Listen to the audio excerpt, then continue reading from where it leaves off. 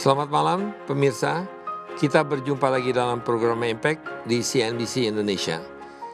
Pada hari ini Impact menghadirkan seorang politisi yang sudah berkiprah selama 42 tahun di perpolitikan di Indonesia. 1 jam ke depan kita akan berbincang bersama Menteri Pendayagunaan Aparatur Negara dan Reformasi Birokrasi, Bapak Cahyokumolo. Dan kita akan berbincang tentang sejumlah insentif para PNS dan juga membahas penyederhanaan birokrasi di instansi pemerintah. Impact bersama saya, Peter Gonta, tetaplah bersama kita.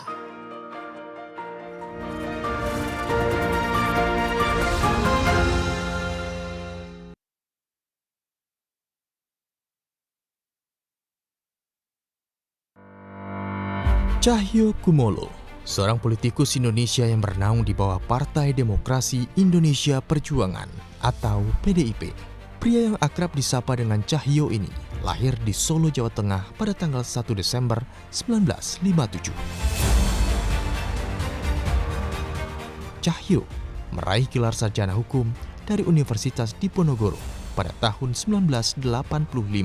Karir politik Cahyokumolo dimulai sejak ia menjadi anggota Komisi 2, 3, dan anggota BKSAP DPR RI pada tahun 1987 dan 1992.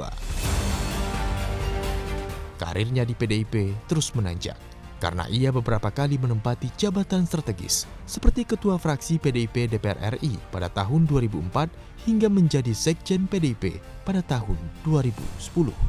Pengalaman lebih dari 20 tahun berpolitik membawa Cahyokumolo dipercaya oleh Presiden Joko Widodo mengemban tugas sebagai Menteri Dalam Negeri di Kabinet Indonesia Kerja periode 2014 hingga 2019. Tak sampai di situ, nama Cahyokumolo kembali dipercaya menduduki kursi panas Menteri Pemberdayaan Aparatur Negara dan Reformasi Birokrasi di Kabinet Indonesia Maju periode 2019-2024. Lantas, gebrakan apa yang disiapkan oleh Cahyokumolo untuk mengubah citra para abdi negara serta membuat birokrasi di Indonesia ini lebih lincah dan sederhana? Simak dalam Impact with Peter Gonta berikut ini.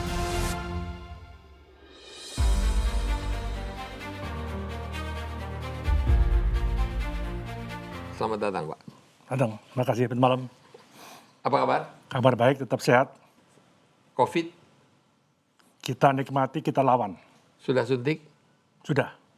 Jadi aman? Aman. Pak Cahyo, terima kasih atas kedatangannya. Sedikit yang kita sampaikan tadi, Pak Cahyokumolo sudah berkiprah di dunia politik sudah lama sekali. Pernah menjadi ketua fraksi PDIP juga, dan juga pernah menjadi sekjen PDIP. Bisa Pak Cahyo sedikit menyampaikan apa yang membuat Pak Cahyo masuk di dalam politik, dan apa sebetulnya yang Pak Cahyo ingin lihat Indonesia ke depan? Yang pertama, saya mendalami masalah hukum. Ya, pada saat saya mahasiswa, saya membagi waktu untuk mencoba di Ormas berpolitik, tapi saya diingatkan oleh almarhum Prof. Muladi, dosen saya. Saya, kamu mau konsentrasi, mau jadi ahli hukum atau mau jadi politisi? Nah, saya sampaikan, saya kok cocok di politik. Tapi saya coba dulu. Begitu saya tamat, saya membuka kantor pengacara bersama teman saya yang namanya Patrialis Akbar. Tahun? Tahun 87. Nah, saat itu setengah tahun nggak cocok saya. Jadi pengacara itu nggak cocok. Saya asistennya Patrialis Akbar ya, nggak cocok ya. Maka saya putuskan, saya penuh mau terjun di dunia politik sampai sekarang. Sehingga saya bisa diberi kesempatan 6 periode anggota DPR. Kemudian dipercaya oleh Ibu Mega jadi ketua fraksi 7 tahun. Ya saya dari bawah ya, mulai dari wakil sekretaris fraksi, sekretaris fraksi pernah, wakil ketua fraksi. 6 periode di DPR, tapi Ya. tidak lengkap 5 tahun ya. Ada periode yang hanya 2 tahun. Total keseluruhan Kepres saya 6 kali, tapi masa kerja saya lebih kurang 26 tahun. Kemudian Sekjen, saya jadi ditunjuk tim sukses Pak Jokowi, Gubernur DKI, kemudian menang, kemudian saya jadi ketua tim sukses ditunjuk oleh Pak Jokowi dan Bu Mega Capres dengan Pak Yusuf Kala. Di situ saya diminta oleh partai untuk ikut Pak Jokowi sebagai Mendagri, dan setelah 5 tahun di Mendagri, sekarang dipercaya di PAN RB karena menyangkut satu visi misi Pak Jokowi yang menyangkut reformasi birokrasi.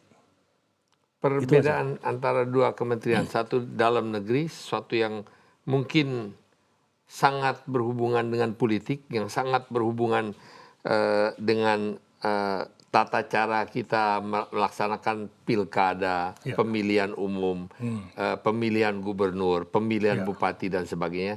Dan sekarang adalah untuk mengatur bagaimana cara bekerja, yaitu pegawai sipil atau pegawai negeri. Ya, kalau apa perbedaannya? Kalau di Kemendagri itu kan lebih banyak di aspek politis ya, mulai pembentukan undang-undang, kemudian menyangkut pilkada serentak sampai pilpres serentak yang berjalan 5 tahun dengan aman lah gitu.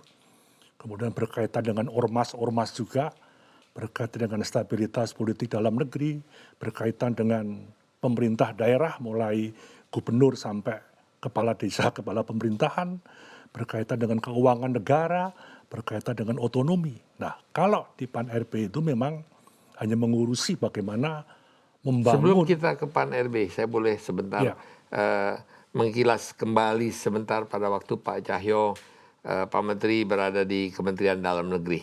Satu tugas yang maha berat, pilkada, pemilihan umum, sangat rentan akan terjadinya kecurangan.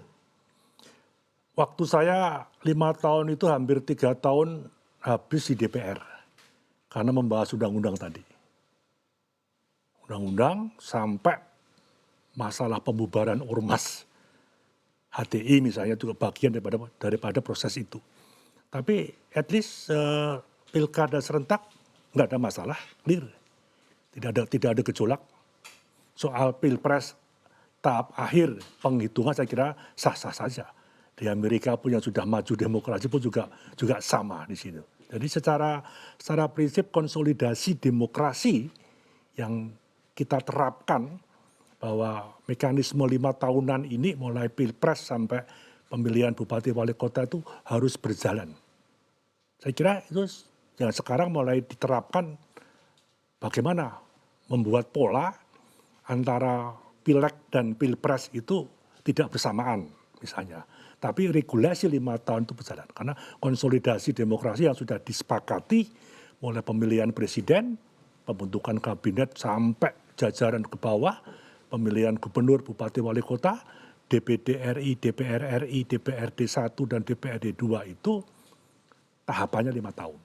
Nah sekarang itu yang selama di Kemendagri itu clear karena bersama-sama dengan KPU, Bawaslu, kemudian dengan ada Mahkamah Konstitusi terkait, Mahkamah Agung terkait. Nah sekarang ini tidak. Sekarang hanya kami memfokuskan bagaimana membangun tata kelola pemerintahan ini yang lebih efektif, lebih smart, lebih efisien. Pak Jokowi hanya memasukkan visi misi karena bagaimana supaya aparatur pemerintah itu harus profesional, mempercepat melayani masyarakat, mempercepat proses perizinan. Nah, itu kita saya akan kira ke situ nanti sebentar. Saya mau kembali sebentar kepada masalah pilkada yang Bapak tadi katakan, pilkada serentak, pemilu pilkada serentak. Selama 1 tahun telah dibahas masalah pilkada serentak. Dan setelah dibahas bahwa pilkada akan dilakukan 2022, 2023, dan 2024. Tapi secara dalam 1 hari, 1 malam itu bisa berubah menjadi pilkada serentak. Apa sebetulnya yang terjadi? Sebenarnya pendekatan utama itu adalah masalah efektivitas dan efisiensi. Kalau tidak serentak, partai politik itu sangat berat.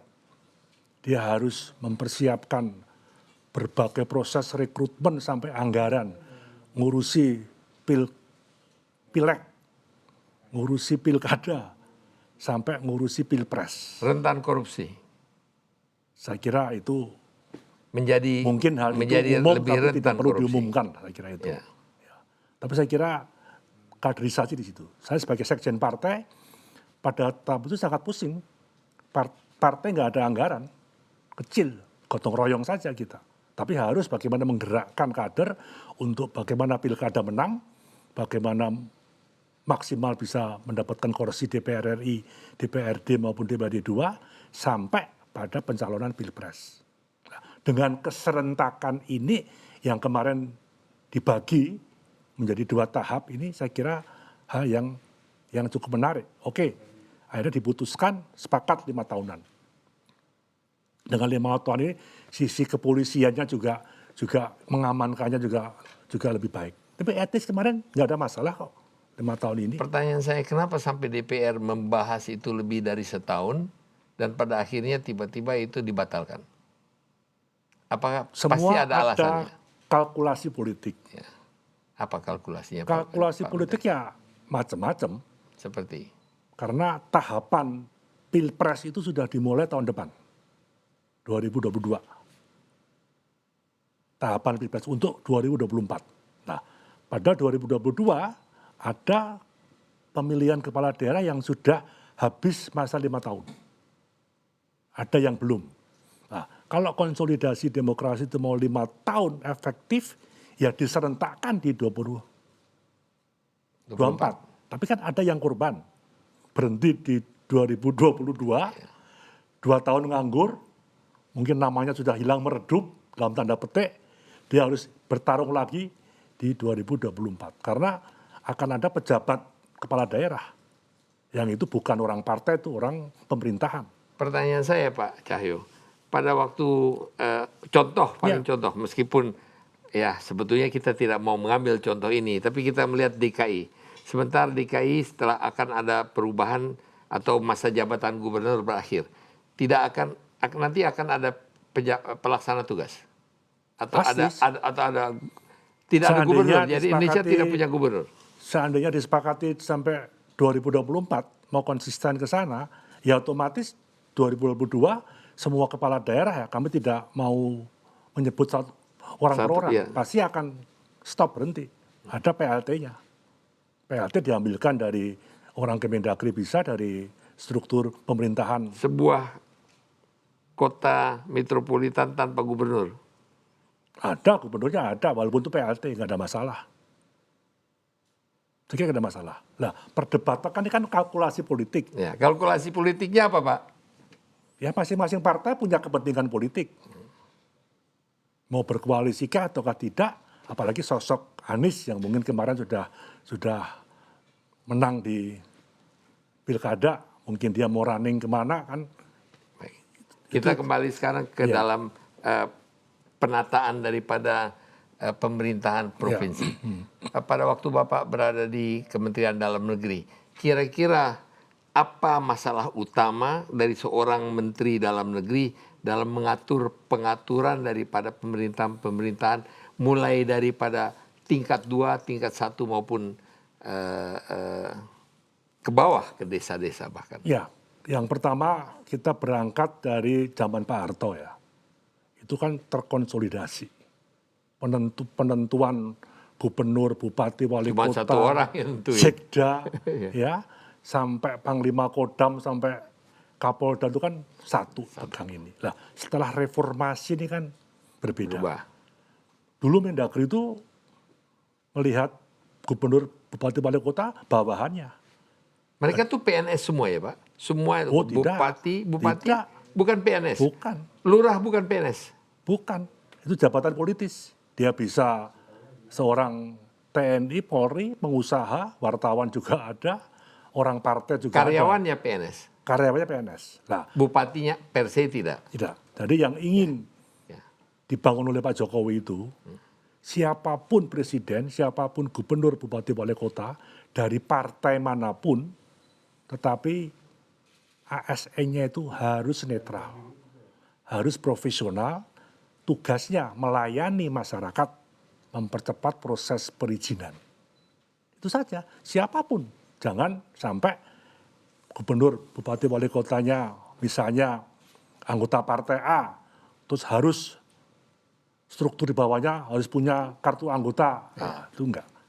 Itu kita melihat, mencontoh sejumlah negara, kayak Korea, kayak Singapura. Satu pertanyaan Pak, sebelum kita jeda. PSN atau ASN? Saya kira sama saja itu. Hanya pengertian pegawai negeri sipil, ya. PNS maksud saya. PNS dan ASN itu sebenarnya sama sebenarnya itu aja.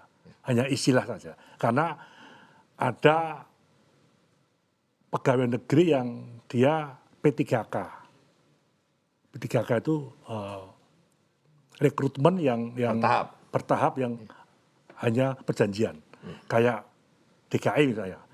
Itu kan untuk sopir, untuk petugas gorong-gorong, petugas kebersihan, itu kan bukan PNS itu. Mereka ASN ya Pak? ASN, tapi dia digaji sesuai kemampuan daerah, sesuai UMR, tapi dia mungkin tidak mendapatkan hak pensiun. Jadi seperti pasukan oranye atau pasukan itu kuning. Bukan PNS. Tapi mereka ASN mendapatkan tunjangan-tunjangan Iya. yang... Kalau di DKI besar, karena di DKI itu standarnya kan cukup tinggi. Uangnya banyak. Uangnya banyak, APBD-nya banyak. Kita jelas sebentar. Ya, baik. Pemirsa, kita masih bersama dengan Bapak Cahyo Kumolo. Kita masih berbicara mengenai pemberdayaan daripada aparatur negara. Kita akan tetap bersama beliau, tetaplah bersama kita. Kita akan kembali bersama Anda setelah jeda iklan berikut ini.